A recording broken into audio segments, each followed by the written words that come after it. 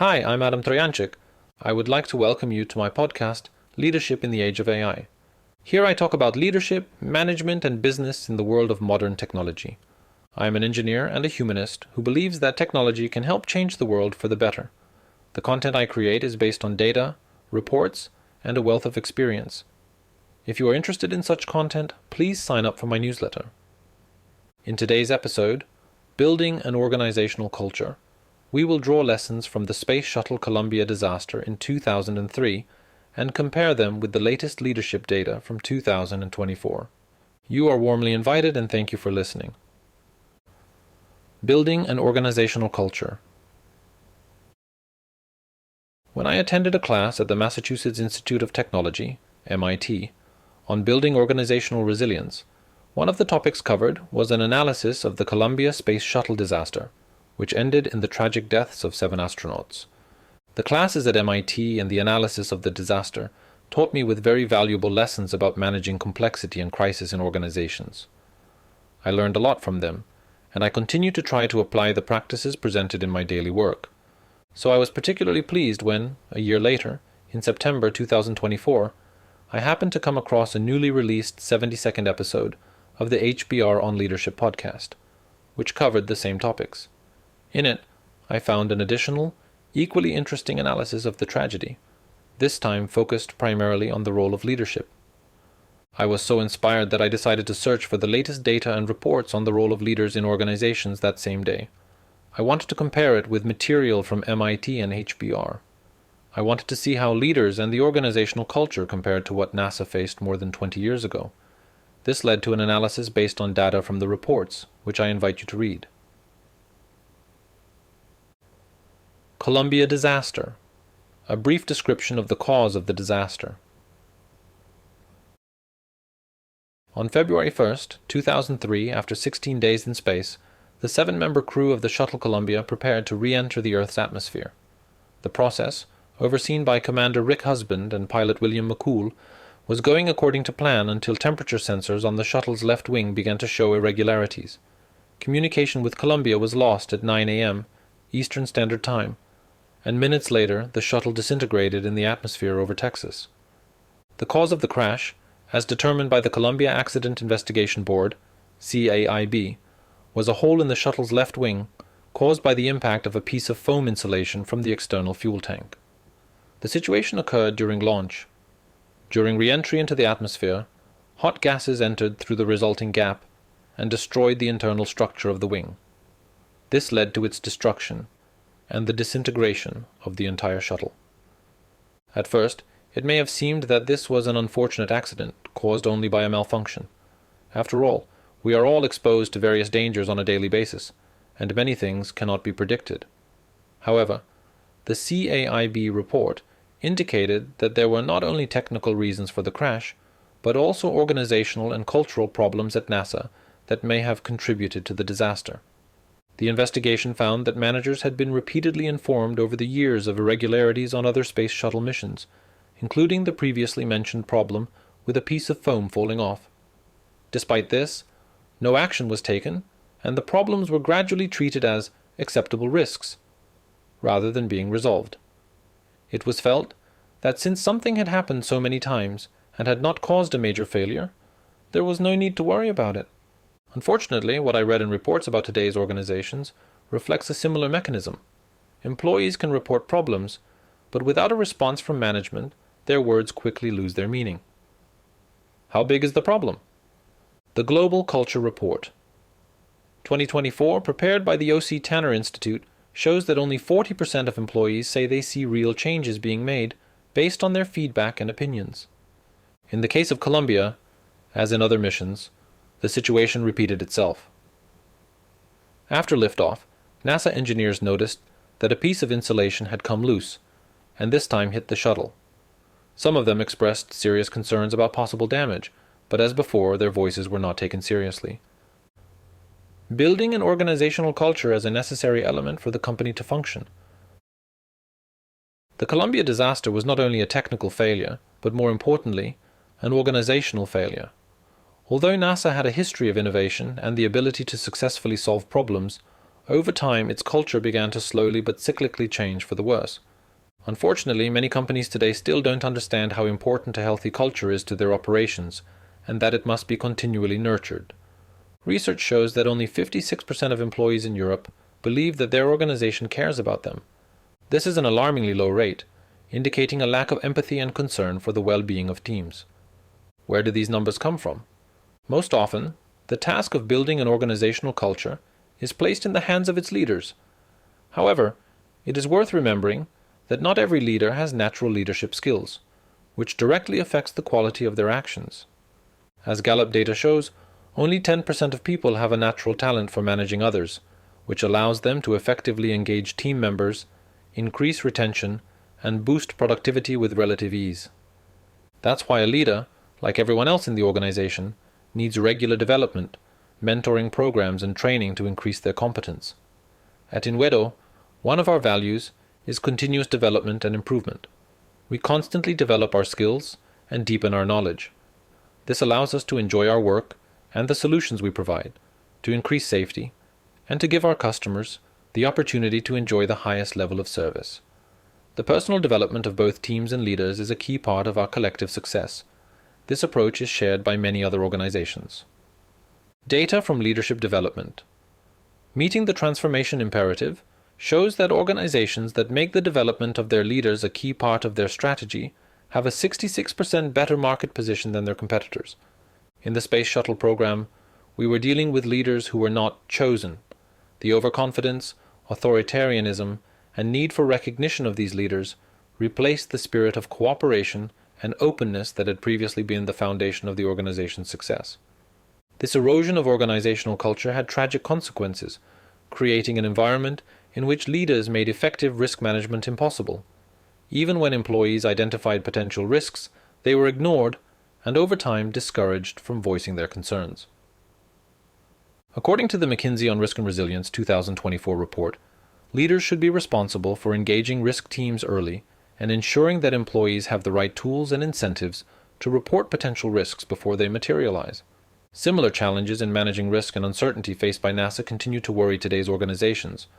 As the Ready for Anything report shows, up to 74% of leaders rate the ability to accept risk and make decisions in dynamic situations as one of the most important leadership competencies in today's business world. The report also shows that the ability to work in an environment of uncertainty and chaotic change, once a requirement for top executives, is now becoming a requirement for leaders at all levels of the organization. Leadership is about listening to others.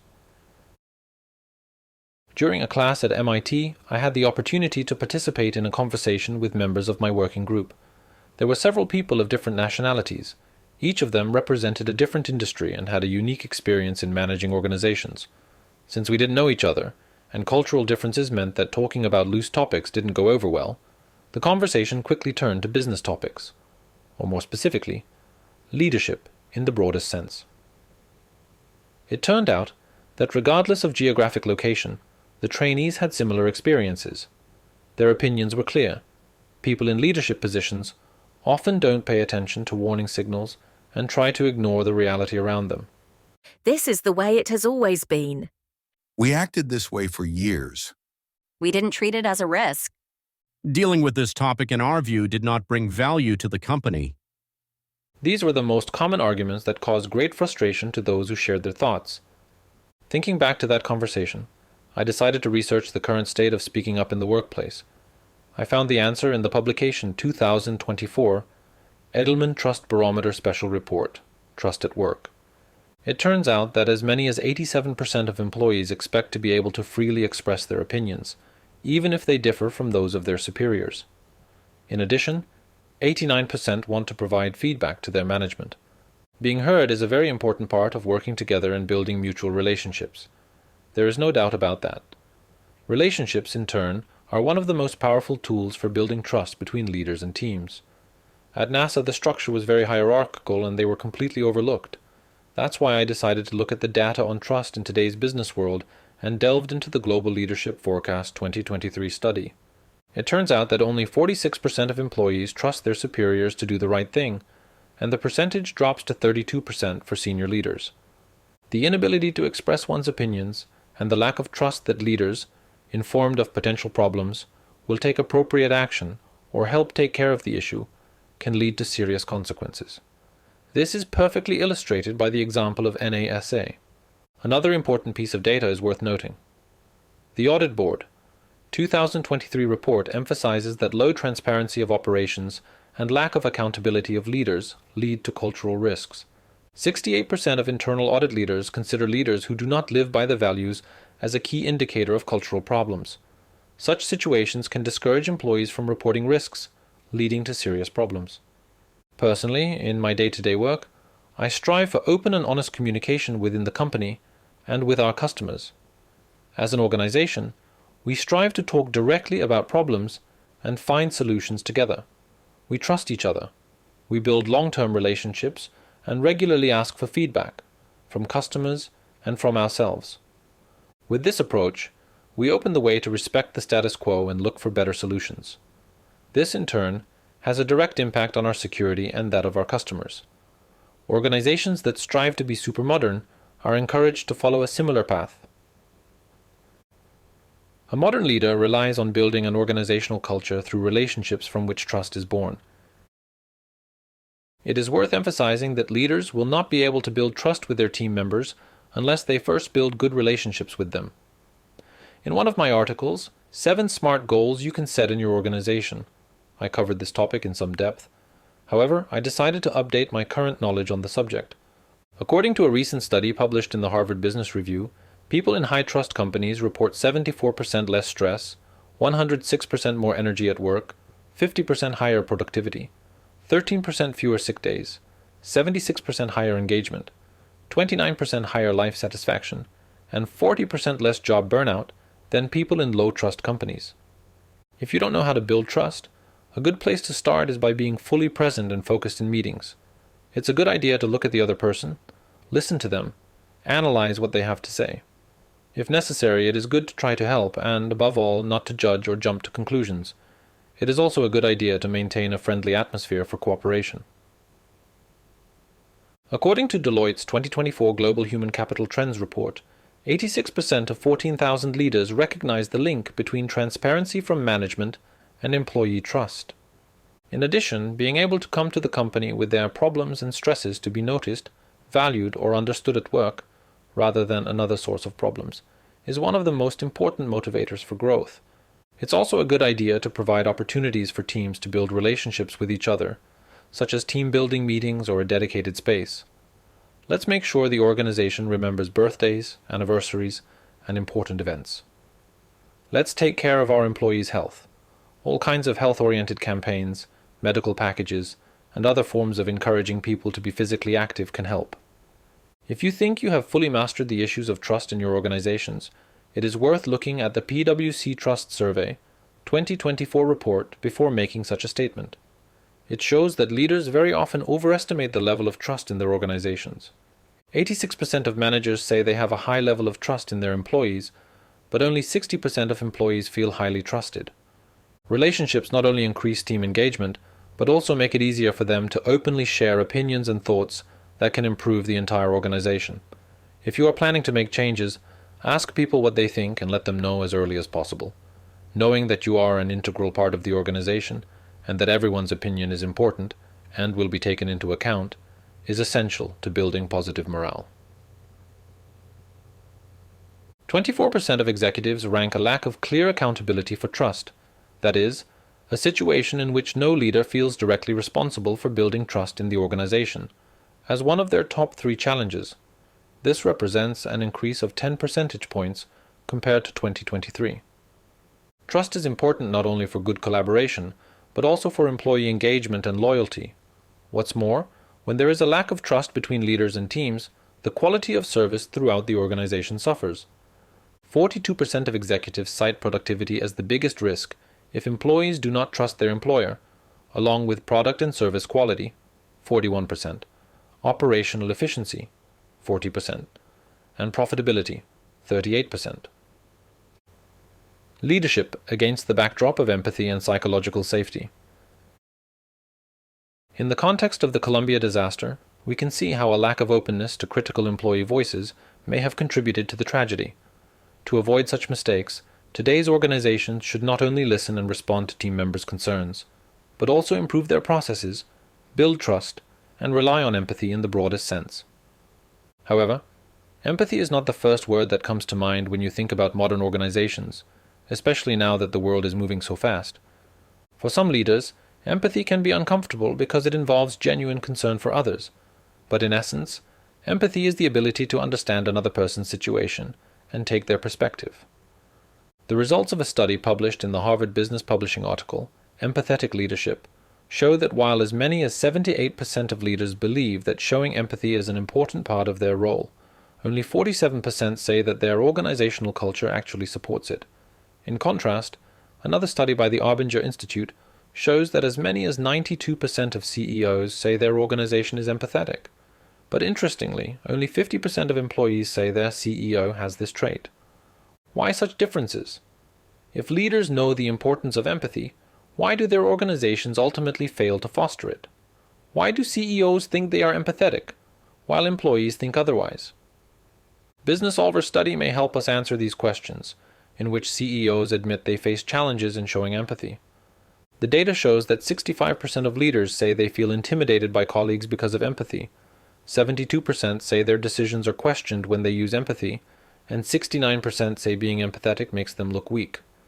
But are they right to think so? Will they actually be perceived poorly by their subordinates? I asked the questions in my mind and remembered that the answer can be found in the aforementioned Global Leadership Forecast 2023 report.